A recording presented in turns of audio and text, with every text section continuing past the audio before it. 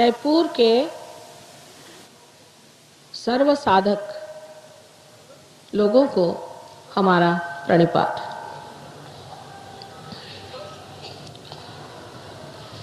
साधक वही होता है जो कुछ साध लेता है। जिसने कुछ साधा नहीं, सिर्फ मनोरंजन करता रहा, भजन गाता रहा, मंदिरों में घूमता रहा और उसी तरह से अपना सारा जीवन जिसने बिता दिया, उसने कुछ साधा नहीं। कुछ साधन ऐसा होना चाहिए जिससे आप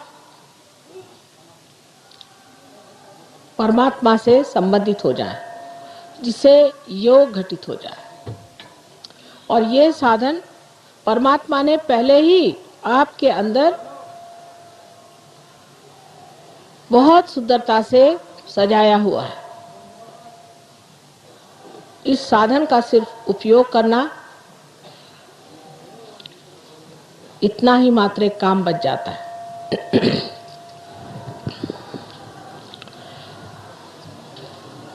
हमारे अंदर जो सूक्ष्म चक्र हैं, उसके अंदर या उनके अंदर हर चक्र पे एक एक देवता विराजमान। हम गणपति को मानते हैं, लेकिन हम ये नहीं जानते कि गणपति हमारे अंदर भी विराजमान है।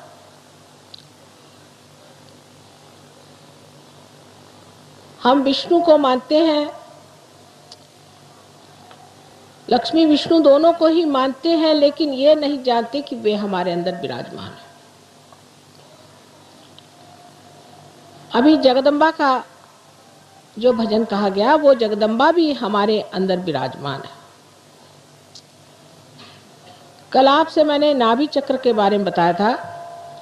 उस नाभि चक्र के चारों ओर जब ब्रह्मा ने सृष्टि की तो भवसागर तैयार हो गया, और इस भवसागर में धर्म की स्थापना करने के लिए अनेक महापुरुषों ने आदि गुरु से लेकर के आज तक जन्म लिए हैं, जिनके 10 तत्व हैं। ये 10 तत्व हमारे मानव धर्म को बांधते हैं। ये मानव धर्म हमारे अंदर जैसे कार्बन के अंदर 10 वैलेंसी होती है, उसी प्रकार होते हैं। और ये सत्पुरुष, सद्गुरु अनादि काल से हमारे अंदर इस धर्म को सुसज्जित करते हैं, जिसका पालन हमें करना चाहिए। लेकिन मनुष्य अपने अहंकार में या किसी गलत फहमी में पड़ करके धर्म को अधर्म बना देता है। इसीलिए आज हमको धर्म में बहुत विकृति नजर आती है, और हम लोग ये सोचने लग जाते हैं कि धर्म नाम की कोई चीज नहीं और परमात्मा नाम की कोई चीज नहीं है। धर्म हमारे ही अंदर स्थित है। उसका अनेक प्रकार के से हम लोगों ने इन अवतरणों में परिचय पाया। जैसे श्री रामचंद्र जी ने शबरी के झूठे बेर खाए थे। श्री रामचंद्र जी सूर्यवंश के पुरुषोत्तम थे। एक शबरी जो कि बूढ़ा हो गई, उसने अपने दांत से कुरेच करके जो बेर तैयार किए थे उसको इतने प्रेम से खाया। इसमें बड़ा भारी धर्म निहित है, और वो धर्म ये है कि प्रेम परमात्मा को सबसे ज्यादा प्रिय है। जिस मनुष्य के हृदय में प्रेम नहीं है, वो मनुष्य परमात्मा के दरवाजे पर आ नहीं सकता।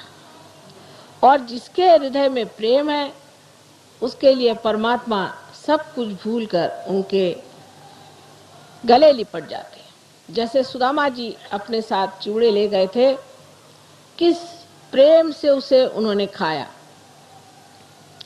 हम लोग अनेक तरह के व्यवहार करते हैं खाने के मामले में, लेकिन ये नहीं सोचते कि जिस आदमी ने प्रेम से हमें कुछ खाने को दिया, वो चाहे कोई भी हो, वो प्रेम का पुजारी जो है, यही परमात्मा स्वरूप है।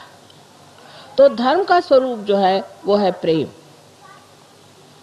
लेकिन आजकल धर्म में झगड़े। कोई कहेगा कि माँ का धर्म प्रेम है, तो ये झगड़े क्यों होते? सारे संसार में जितने भी ये सद्गुरु आए हैं, ये सब एक पेड़ पर आने वाले अलग अलग समय पर फूल हैं। वो एक ही जीवन के पेड़ पर आए थे और पनपे थे, लेकिन जब हम उन्हें तोड़कर ये हमारा और ये हमारा, उनके मरने के बाद जब जिंदा रहते तो उनको सताते हैं हम, और अगर सताते नहीं तो उनका जो सताना है उसे देखते हैं। सारे साधु संतों को हमने सताया, अगर सताया नहीं है तो कम से कम जिस वक्त तो इतने तकलीफ में थे, हमने किसी ने तब नहीं कहा कि भाई क्यों साधु संतों को सता रहे हो। किसी ने उनको एक ग्लास पर पानी तक नहीं दिया। ये साधु संत इस दैवी पेड़ के फूल हैं। अब उनको तोड़ करके ये मेरा फूल है, ये तेरा फूल है, मेरा फूल तेरे से उत्तम है, ये तो फूल मर गए। उस मरी हुई चीज को लेकर के आज हम झगड़ा कर रहे हैं। जो फूल एक बार परमात्मा के आंगन की शोभा थे, वो आज झगड़े का कारण हो गए।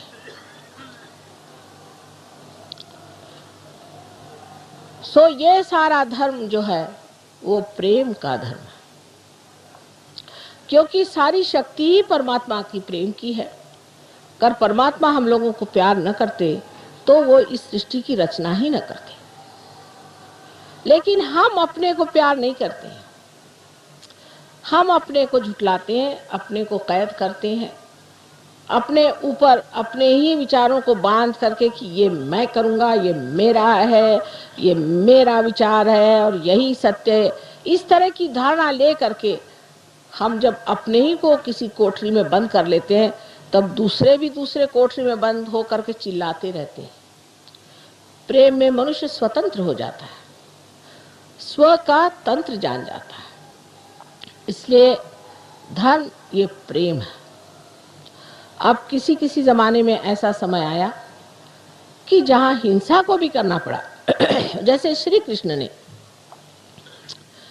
युद्ध में अर्जुन से कहा कि ये तो सब पहले से मरे हुए हैं और तू इन सबको मार।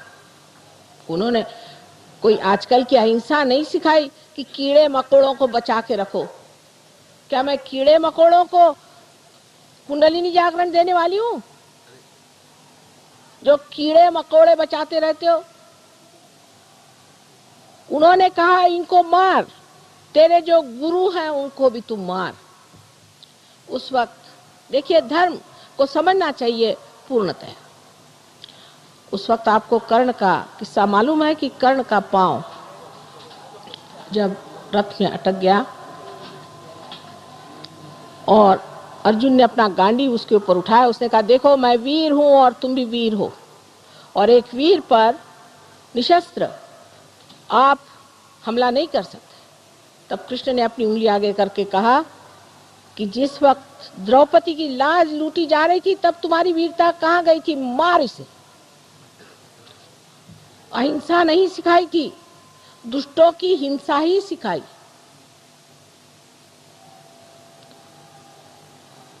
हम तो दुष्टों की तो अहिंसा करते हैं और भले लोगों की हिंसा करते हैं। हमारे यहाँ बहुत से ऐसे लोग हैं कि वो कहेंगे कि साहब हम तो कीड़े मकोड़े बचा के रखते हैं, लेकिन अगर किसी के घर पे कुड़की लाना है तो उसकी बीवी बच्चों को बाहर निकाल के खड़ा कर देंगे। उसका अगर अपमान करना है तो उसको कर देंगे, बेचारा अकेला कमाने वाला होगा, उसको जेल भेज देंगे एक छोटे से रुपयों के पीछे। ये धर्म नहीं, यह अधर्म है। धर्म की व्याख्या इन लोगों से हमें समझना चाहिए। हमारे सामने ये अवतरण आए जिन्होंने हमारे अंदर ये चक्र तो बनाए, लेकिन इन्होंने हमारे सामने आदर्श भी रखे जिनको हमें समझना चाहिए।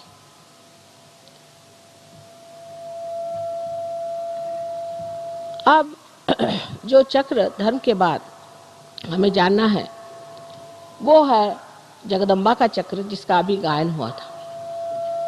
जगदम्बा जो है वो इस हृदय चक्र में बीचों बीच बैठी हुई।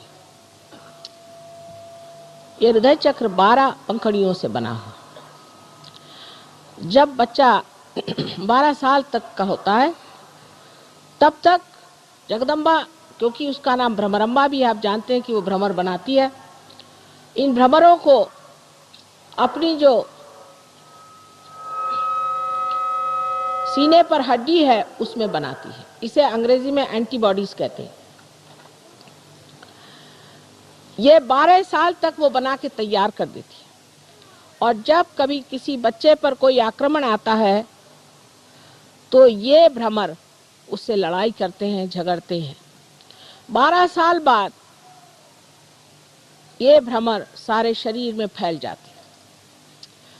लेकिन जैसे कि हमारे यहाँ ऑल इंडिया रेडियो है, उसी प्रकार ये जो हड्डी है, इस हड्डी से ही उनको आदेश जाते हैं कि अब यहाँ लड़ो, अब ऐसे हमला करो, कुछ जरूरत है और इधर से लोग भेजो। ये हमारे अंदर होने वाले सारे आक्रमणों से लड़ते रहते हैं और कभी कभी हताहत भी हो जाते हैं।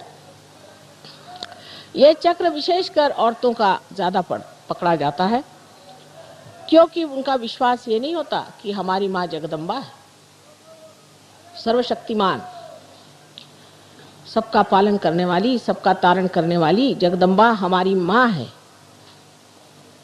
पति ने जरा सा डांट दिया या कहीं कुछ चीज डर की बता दी तो औरतें डर के बैठ गई। जिस देश में पद्मिनी जैसी वीरांगना हो गई, उन वीरांगनाओं का आपके सामने स्वयं आदर्श है, वो तो जीवित आदर्श है इतिहास में। लेकिन आजकल की औरत जो है बड़ी डरपोक है और उसे आदमी भी जरूरत से ज्यादा दबाते हैं और उसकी परवाह नहीं करते। उस वक्त उसका ये चक्र पकड़ जाता है और उससे ब्रेस्ट कैंसर की बीमारियां ज्यादातर होती हैं। ये चक्र आदमी में भी पकड़ जाता है। जब पकड़ जाता है तो वो डरपोक हो जाता है, बहुत डरता है और छोटी छोटी बात में उसे डर लगता है, झिझक लगती है, हाथ उसके थरथराते हैं, पैर उसके थरथराते हैं, किसी भी काम में पड़ता है तो डरते रहता है। जगदम्बा ये शक्ति है। ये देखिए उस जगह बैठी हुई है जहाँ पर कि भवसागर में से लोग भक्तगण ऊपर आना चाहते हैं तो देवी उनकी रक्षा भी करते हैं और उनको मदद करके ऊपर खींच लेती है। आप जानते हैं कि देवी ने अनेक बार इस संसार में जन्म लिया। आपके राजस्थली में भी उन्होंने सती रानी बनकर थोड़ी सी देर के लिए चमक दिखाई, और यहाँ के राजा लोग सभी शक्ति के पुजारी हैं। ये सब होते हुए भी एक तरह की भीरुता, डर मनुष्य में बैठा हुआ। सत्य को डर नहीं होना चाहिए। जो आदमी सत्य पे खड़ा होता है वो किसी से डरता नहीं।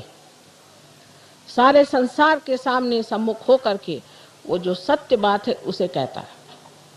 1970 में मैंने मुंबई में एक बहुत बड़े जहांगीर कावस जी हॉल में जितने भी राक्षसों ने जन्म लिया है उनका सबका नाम और उनका पहले का नाम सब बताया। किसी ने न मुझ पर केस करी और ना ही कोई मेरे ऊपर आफत लाए। एक साहब ने कहा माँ आपको गोली से उड़ा देंगे। मैंने लाओ तो सही, कौन गोली मारने वाला है, मैं देखती तो हूँ। थर थर थर थर कांप उठेंगे। ये माँ की शक्ति होते हुए भी हम लोग इस कदर कायर और डरपोक हो गए। इसकी वजह ये भी है कि वीरता को